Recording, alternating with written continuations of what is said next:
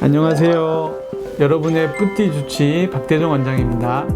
원장님, 오늘은 어떤 피부 주치를 추천해 주실 건가요? 오늘은 프락셀 레이저에 대해서 말씀드리고자 합니다.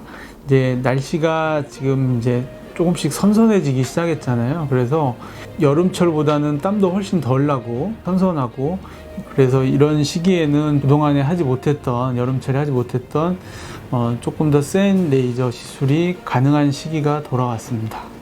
프락셀 레이저는 가장 먼저 여드름 흉터 치료에 굉장히 좋은 레이저고요. 모공이라든지 색소, 피부 잔주름이라든지 피부결도 좋아지는 치료입니다.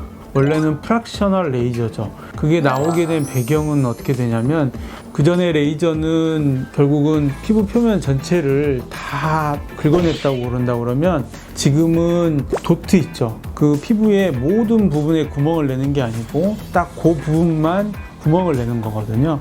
그렇게 되면 어떤 장점이 있냐면은, 그 옆에 구멍이 안 난 부분들은 정상 조직이에요. 그래서 피부 회복이 빨라지는 겁니다. 물론 한 번에 싹 박피하는 게 효과는 더 좋겠지만, 여러 가지 문제, 부작용들이 훨씬 심했다고 한다고 그러면, 지금 이 프락셀 레이저는 반복적으로 몇 번 시술하게 되면 얼굴 전체를 다 커버할 수가 있겠죠.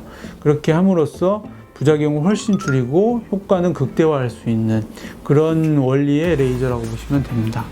부작용에 대한 얘기도 조금씩 있다 그러는데, 아무래도 여드름 흉터가 심한 부분 같은 경우에는 아무래도 레이저의 강도가 조금 세게 들어갈 수밖에 없거든요. 그렇지 않으면 치료 효과가 많이 떨어져요. 그래서 관리가 조금 잘못되면 색소 침착이라든지 홍조라든지 감염의 위험 같은 것들이 생길 수 있습니다.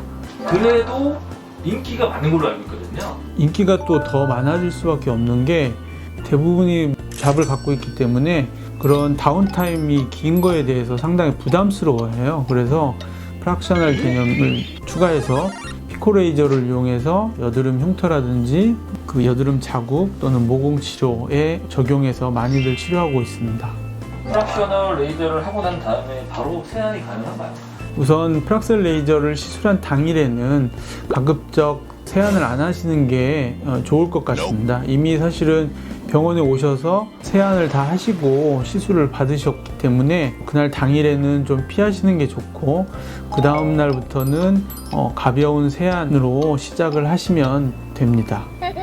세안뿐만 아니라 재생크림도 일종의 피부에 인위적인 손상을 주는 거거든요. 그렇기 때문에 피부가 조금 건조해지고 예민해질 수가 있어요. 그래서 그 기간 동안에는 재생크림을 평소보다 조금 더 충분히 사용하시는 게 좋고, 디오돔이라든지 피부 재생을 도와주는 그런 테이프를 조금 붙이는 게 좋고, 위에 선크림을 더 잘 바르셔야 되겠죠.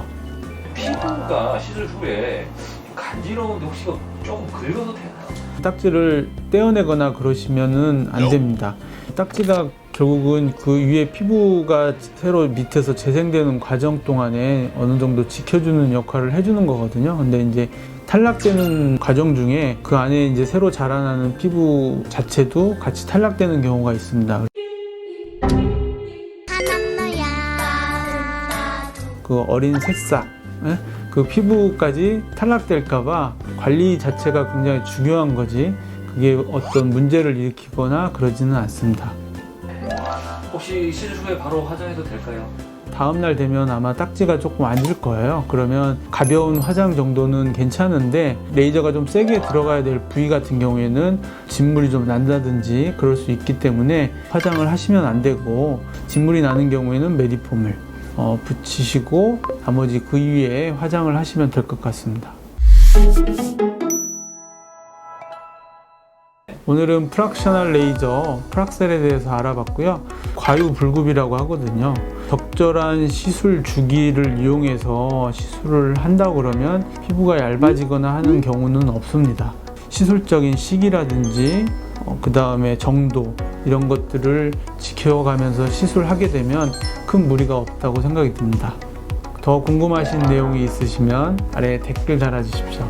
구독, 좋아요, 알림 설정 부탁드립니다. 감사합니다.